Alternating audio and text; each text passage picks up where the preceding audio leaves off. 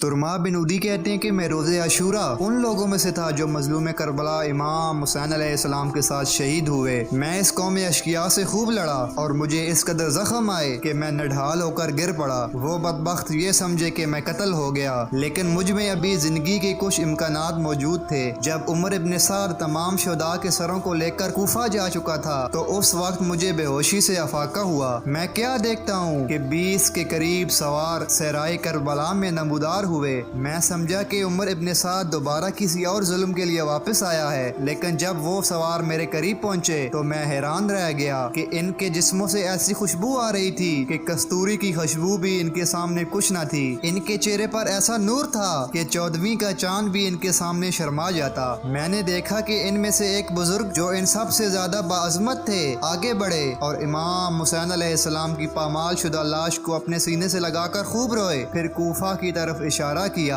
मैंने देखा कि हुसैन अलैहिस्सलाम का सर परवाज करते हुए आया और अपने जिस्म के साथ मिल गया। इमाम हुसैन अलैहिस्सलाम उठकर बैठ गए और उस बुजुर्ग की गोद में सर रखकर खूब रोए और कहा, नाना आपकी उम्मत ने मुझे बहुत मारा है। नाना मैं आपका हुसैन हूँ। नाना आपकी उम्मत ने मुझ पर जुल्म की इंतहा कर दी। ये सुनकर हजरत मोहम्मद और ज्यादा रोने लगे। बेटा हुसैन, तेरे नाना के लिए तुम्हारा ये हाल लिखना बहुत तकलीफ दे है। बेटा क्या तुमने उनको अपना हस्ब नस्ब नहीं बताया था? क्या तुमने उन्हें नहीं बताया था कि मैं रसूल खुदा का नवासा हूँ? कहा, नाना क्यों नहीं? मैंने एक एक को कहा कि मैं तुम्हारे रसूल का बेटा हूँ, लेकिन वो कहते थे हुसैन हम तेरे हस्ब नस्ब से खूब वाकिफ हैं, फिर भी तुम्हें कत्ल जरूर करेंगे। ये सुनकर जनाब रिसालत माब ने अपने साथ आने वाले अंबिया से कहा, तुमने देखा कि मेरी उम्मत ने मेरे नवासे को कैसे बेरहमी से ज़िबा किया। ये सुनकर तमाम अंबिया भी रोने लगे। इन सब को रोता देखकर मैं भी इतना रोया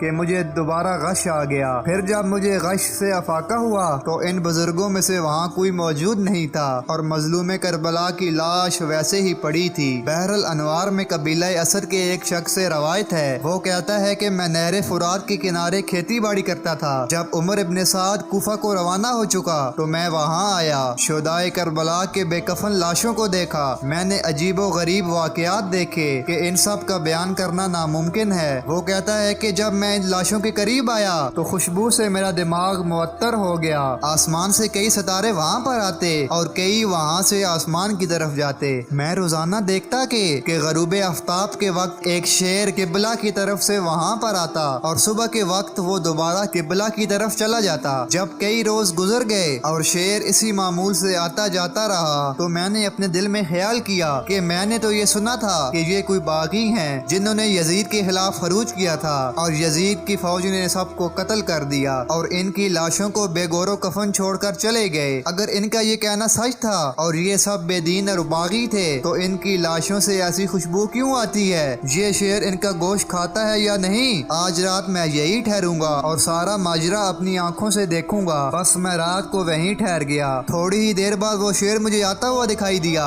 मैं छुप गया। शेर आहिस्ता आहिस्ता चलता हुआ एक एक लाश के पास जाता रहा। आखिरकार वो एक लाश के करीब गया, उसके गले के साथ अपने सर को रगड़ने लगा। वो इतनी शिद्दत से रोया था कि इस हैवान की बेताबी देखकर मेरा जिगर फट रहा था। फिर कुछ ही देर बाद इस सहरा में हर तरफ इतने दिए रोशन हो गए कि वो सहरा नूर बन गया। फिर मैंने कुछ औरतों और मर्दों को देखा जो सब के सब रो रहे थे। जब मैंने कान लगाए कि ये किसको रो रहे हैं तो मैंने एक मर्द की आवाज सुनी और उसके रोने का सबब पूछा तो उसने ये सवाल सुनकर कहा कि हम सब जिन और परियां हैं और हम फर्जंदे रसूल इमाम हुसैन अलैहिस्सलाम की मजलूमियत पर रोने के लिए आते हैं। जब मैंने ये सुना तो मैं भी रोता पीटता अपने घर को चल दिया ताकि अपने मोहल्ले वालों को बता सकूं कि ये बागी नहीं, ये मोहम्मद के बेटे का सर है। सलाम हो उस मजलूम पर जिसकी शहादत के बाद उसकी लाश को घोड़े की सुम्मों के नीचे पामाल किया गया। सलाम हो उस हुसैन पर जिसके नन्हे बच्चे को तीर मारा गया।